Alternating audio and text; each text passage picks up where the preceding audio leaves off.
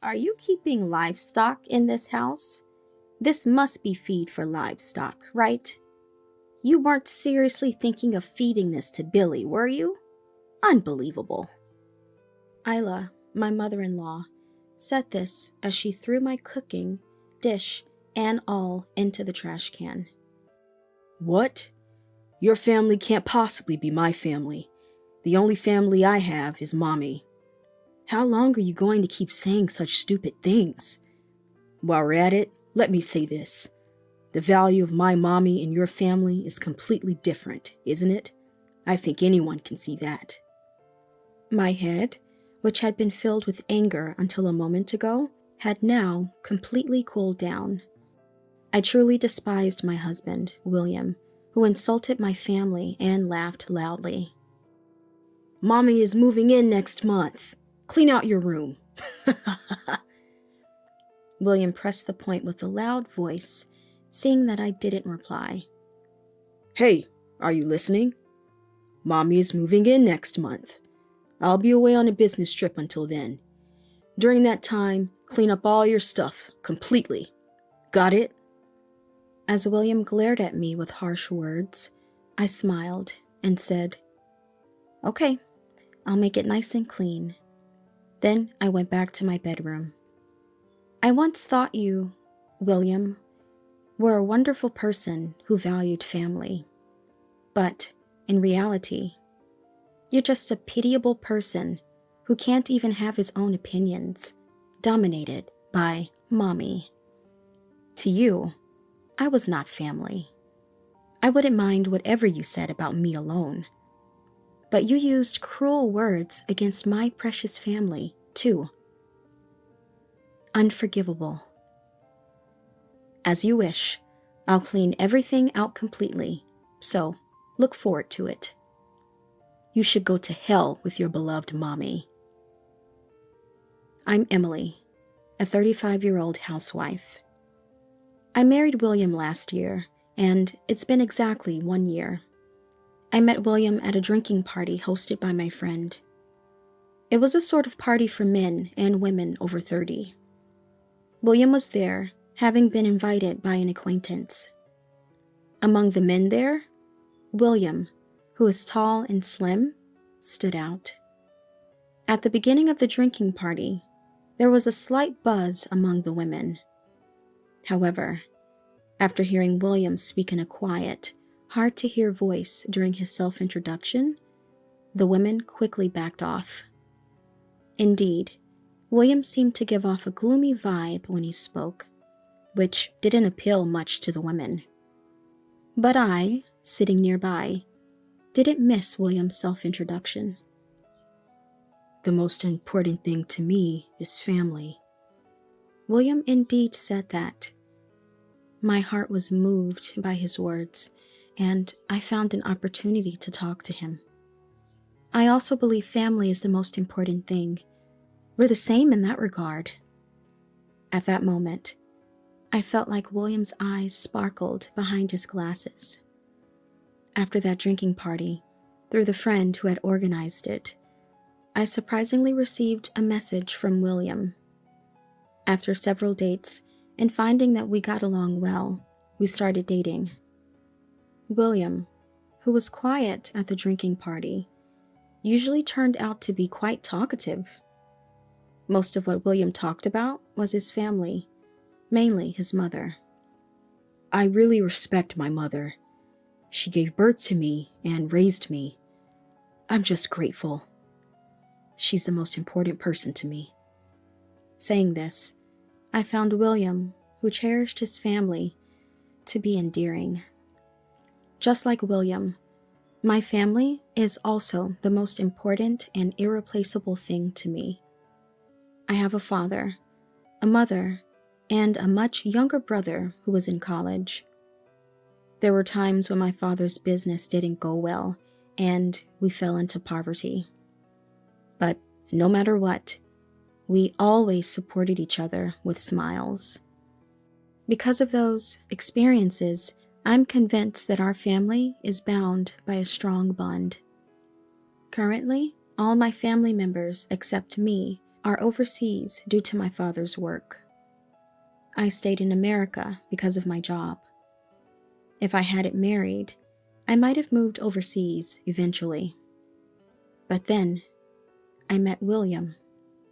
Feeling that William, who also cherishes his family, could live together with me, I felt hopeful. My mother said she thinks I could be happy living with you, Emily. So, let's get married. And so, a year ago, William and I got married. After a year of marriage to William, there are several things I've come to realize that I didn't know before. The first thing is about William's personality.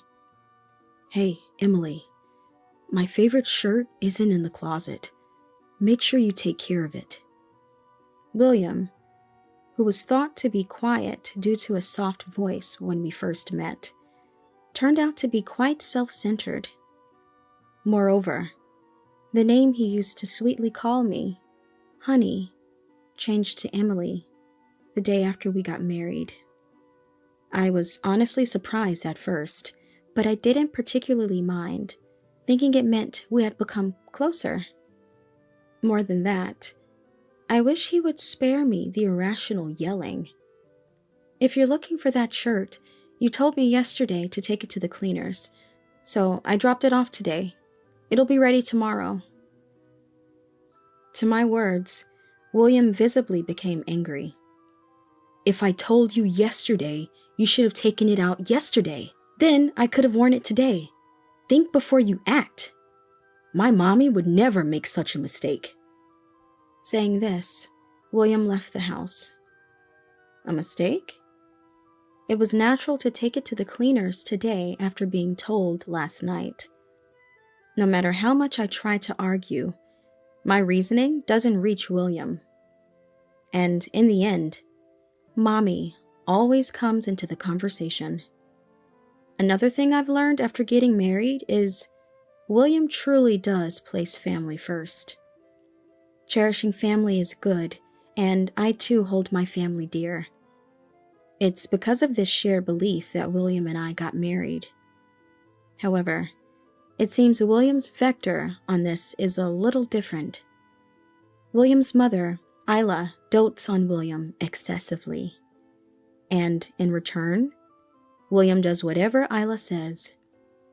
I've met her several times, such as during our marriage introduction, and remember being bombarded with questions about money, like, what's your annual income? What does your family do? Fortunately, I have been working at the same company for many years and have a decent amount of savings and salary. I somewhat understand that this was a point in favor of allowing the marriage. Even so, I thought it was natural for a parent to worry about their child, so I let it pass. When we decided to get married, since I had been living in a relatively large house with my family, William moved into my house, and that's how our new life started. While discussing how to arrange the rooms, William said with a laugh, We're not planning on having kids, so let's have separate bedrooms. Mommy said kids are noisy and a lot of trouble. She doesn't want me to go through that hardship because she's kind. Plus, she said it would be hell if the kid ended up looking like you. The thought of our decision about children being influenced by his mother-in-law's opinion made me dizzy. At that time, I thought that eventually William would want children, so I went along with it.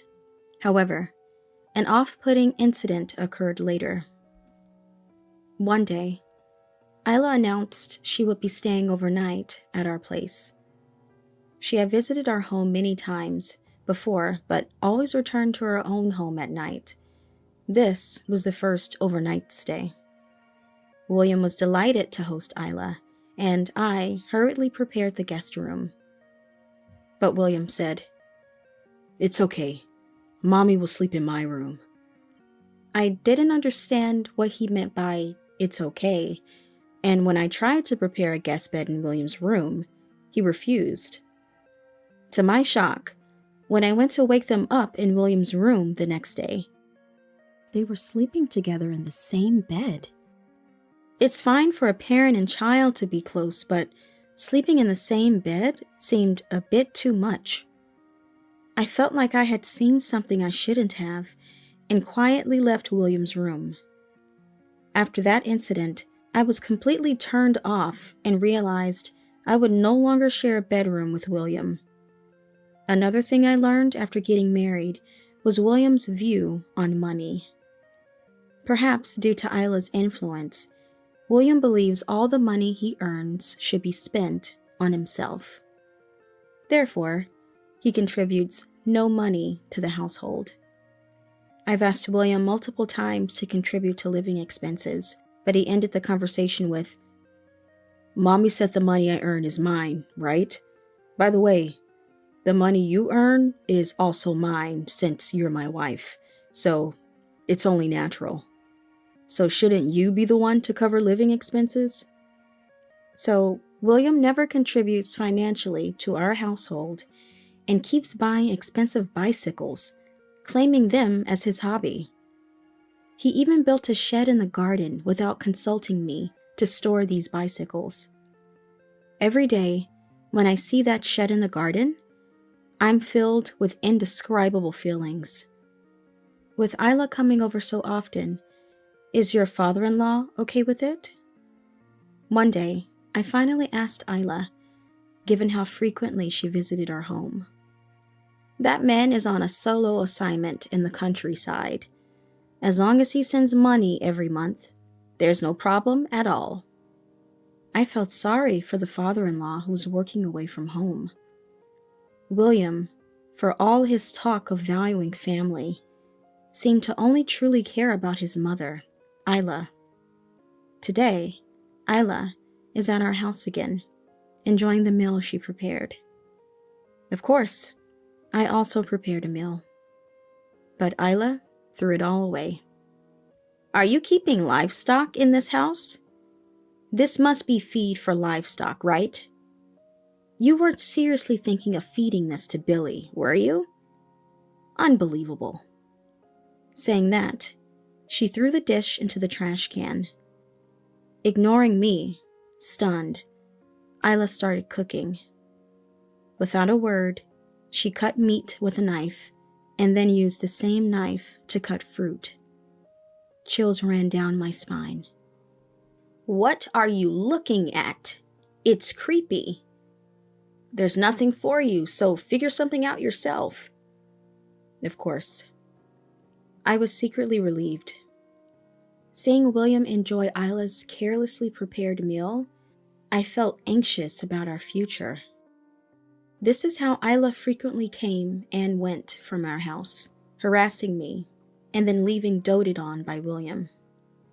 Ever since I saw the two of them sleeping in the same bed, I have been finding excuses to refuse Isla's overnight stays.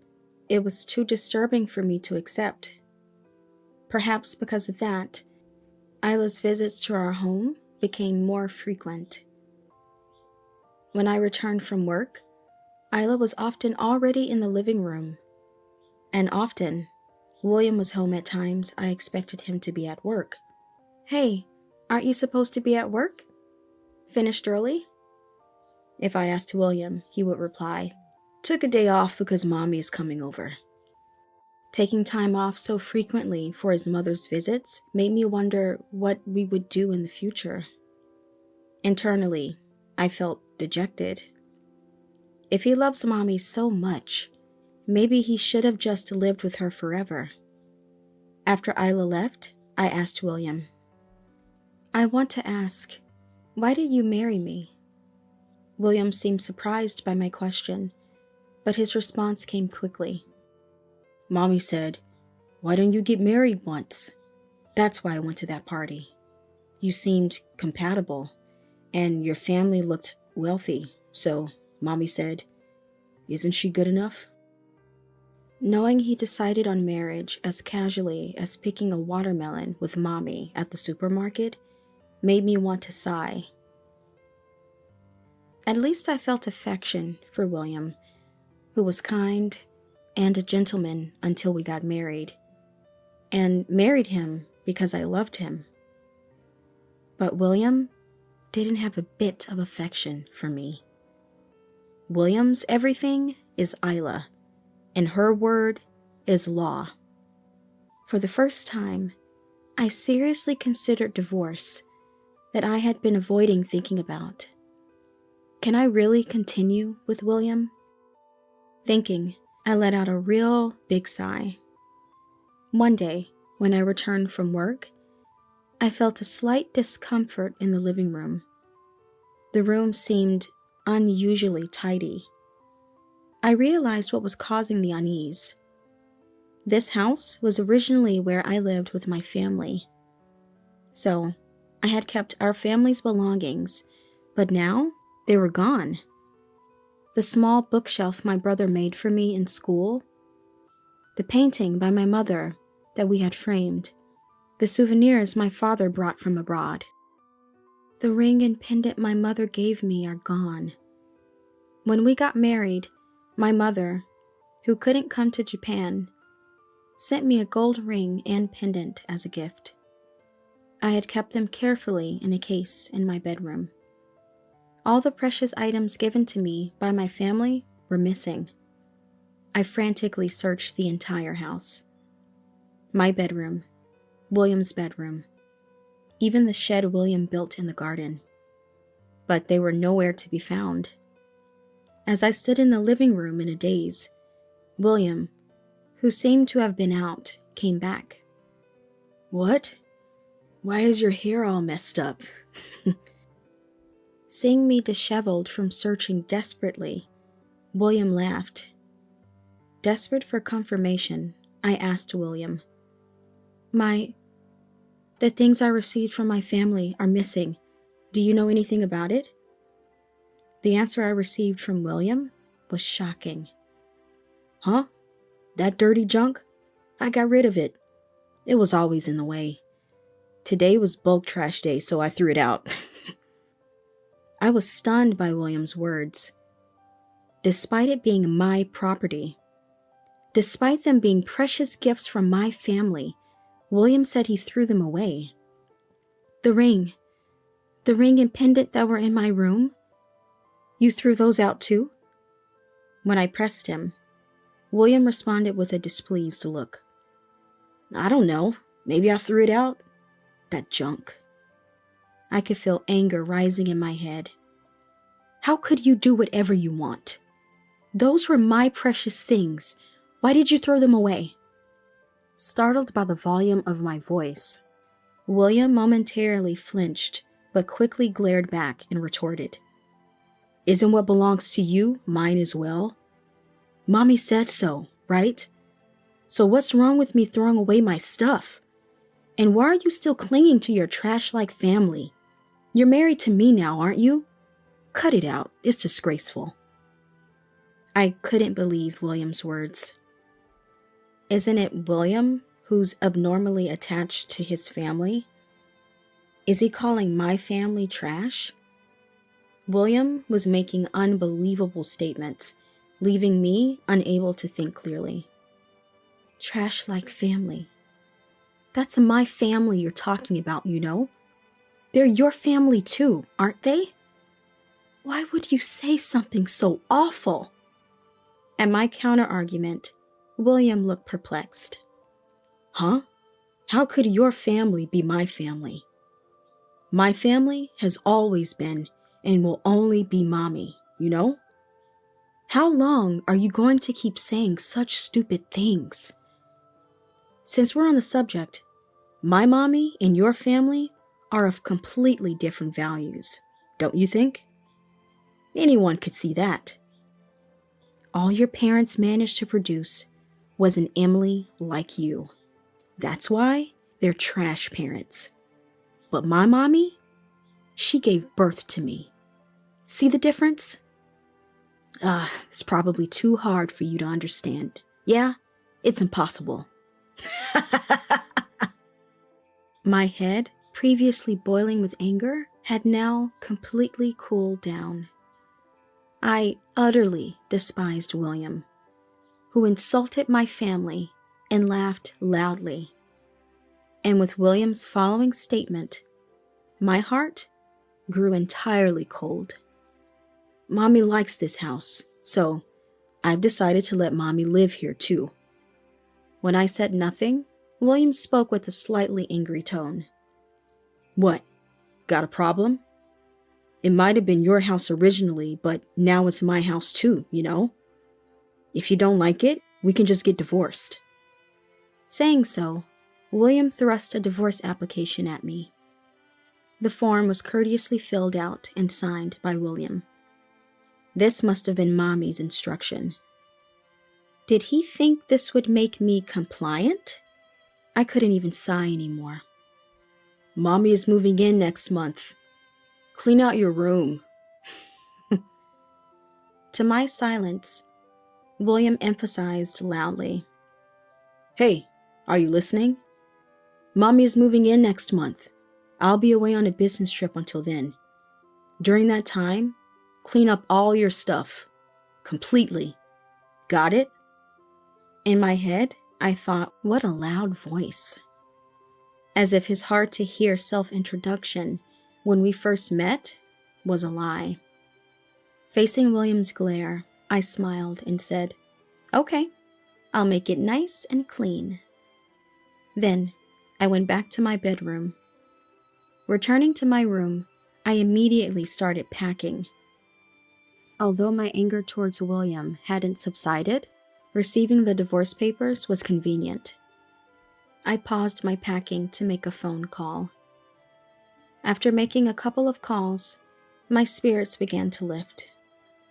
I once thought William was a wonderful person who valued family, but in reality, he was just a severe mama's boy who only loved Mommy. It's good to cherish your mother, but you were too severe. Being dominated by Mommy to this extent, and not having your own opinions as an adult, I can't help but feel sorry for you. I tried to love your Mommy too, but it was impossible. I'm sorry, but I can't and won't fit into the world you and Mommy have. To you, I was never family. I wouldn't care what you said about me alone. But you used terrible words against my precious family too. Unforgivable. As you wished, I'll clean everything out completely, so look forward to it. You should go to hell with your beloved Mommy. That day, my mobile phone's ringtone echoed from the morning. The screen displayed William. It must be William returning from what he calls a business trip. I was expecting a call around this time, but I wish he had spared me the early morning disturbance on my day off. I touched the screen to answer. Before I could speak, William's angry voice came through the speaker. Hey, Emily, what have you done? The house is gone. What's the meaning of this? William sounded quite panicked on the other end. What happened? Didn't you say to clean up all my stuff completely? So, I did just that. My words left William speechless. Yes, I did exactly as told. Cleaned up all my things. After my family went abroad, the house was in my name. My father said I could demolish it or sell it if I wanted, but I had wanted to live in it a bit longer. The day William told me to clean it up, I consulted with my father. After sharing everything, my father suggested selling the house, so I took action. I immediately contacted a real estate agent, sold the house, and it was demolished. Now, it's just a clean, vacant lot. You're insane. Where's the furniture? My stuff. Where'd it go? William asked in a feeble voice. What happened to his earlier bluster? Not just the house, but the furniture and household goods were all mine from before I was married, so I got rid of those too. Oh, your belongings are all in that shed you're so proud of. When selling the land, I left just a small space of about 2 tatami mats in the corner of the garden. That's because it housed what William spent his money on, a shed for William's valuables. Expensive-looking bicycles and a few other items were crammed into that shed. William's stunned reaction was palpable over the phone. Then Isla's voice chimed in. "Emily, what is this? Where's Billy's house gone? I've brought the moving truck with all the stuff. What are we supposed to do now? Say something!" After everything, they've always decided everything selfishly, so they should figure this out themselves. That's what I thought as I listened to Isla's tirade. "You know, Billy is your husband, isn't he? What's with that attitude? I'm the mother of your husband. A wife should just quietly listen to her husband and mother-in-law." Such an unreasonable accusation. What do they think the role of a wife is? I'm glad I acted before my dignity as a person was stripped away. With all due respect, Isla, I am no longer a wife. I informed Isla that William had thrust a divorce application at me, and that I had recorded the conversation when he did, using a voice recorder. Since William's verbal abuse worsened after we got married, I had started carrying a voice recorder. The divorce application he had pushed at me was already signed, so I just added my signature and submitted it to the office. So, you and I are now complete strangers. The phone went silent. Just when I thought it was over, Isla's loud voice erupted again. "Then you should give me money through the distribution of property. The house and the household items were marital property, weren't they?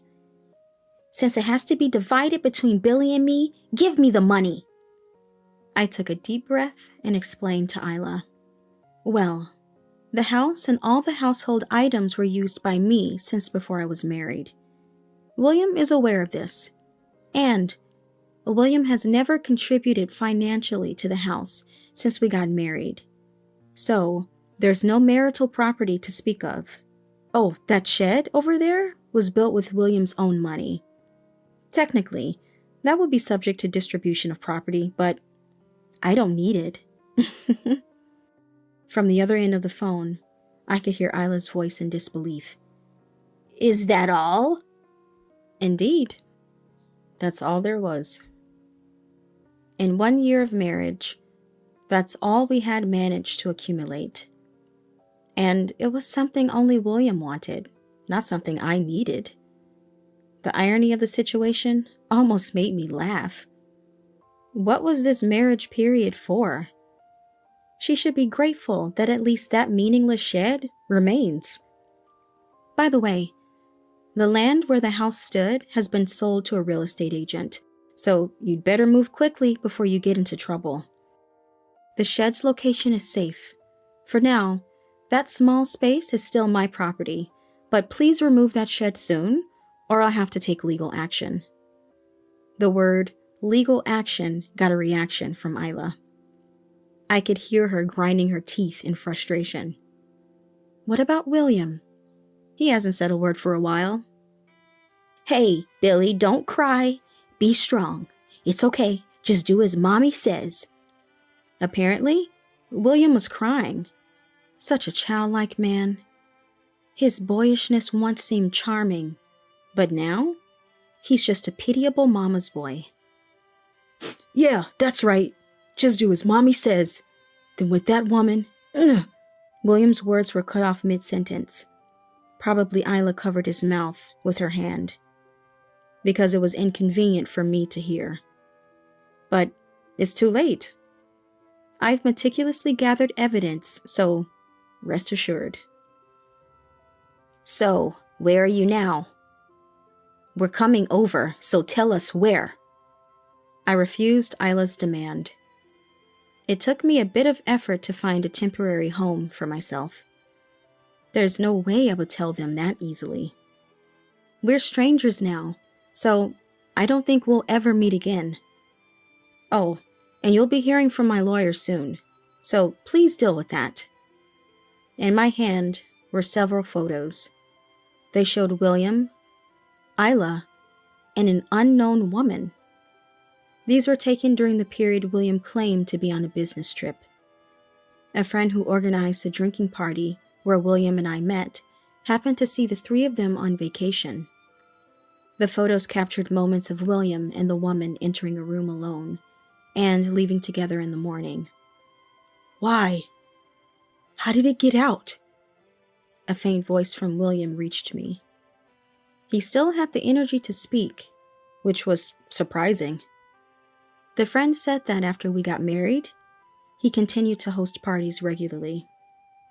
Recently, to his surprise, William started attending again and hit it off with a woman, returning home with her. The woman seen on vacation was undoubtedly the same woman. But Mommy said a man has to have an affair at least once. She said since this woman is prettier, I should have a child with her instead. I was shocked by William's outrageous statement.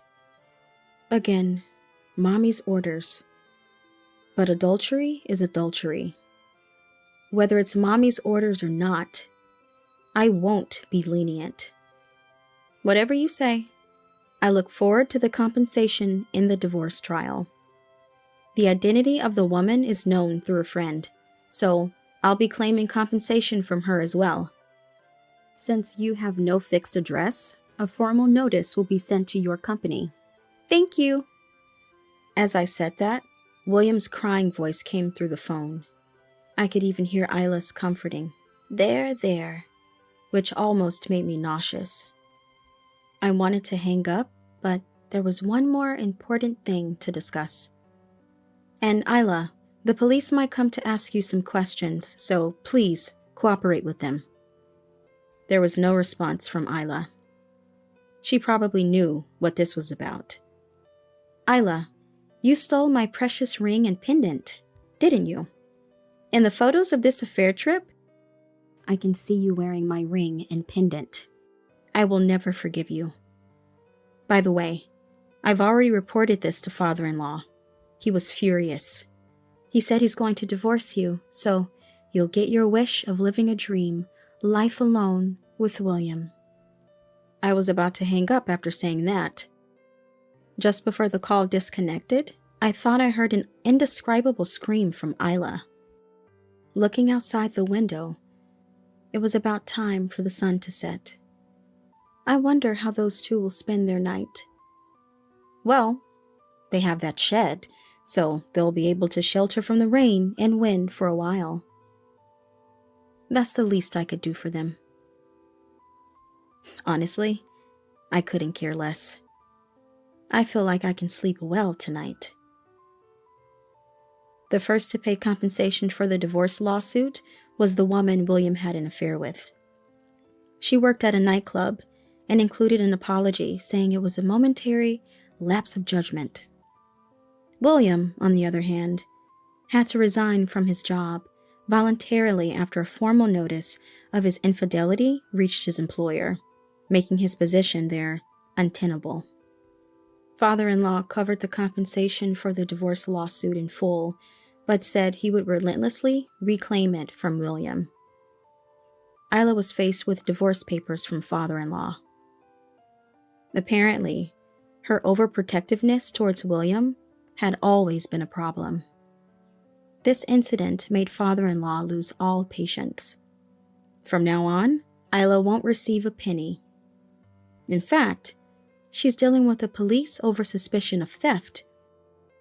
Isla repeatedly claimed inheritance among relatives, but since cohabitation between me and Isla was not recognized, Isla ended up with a criminal record.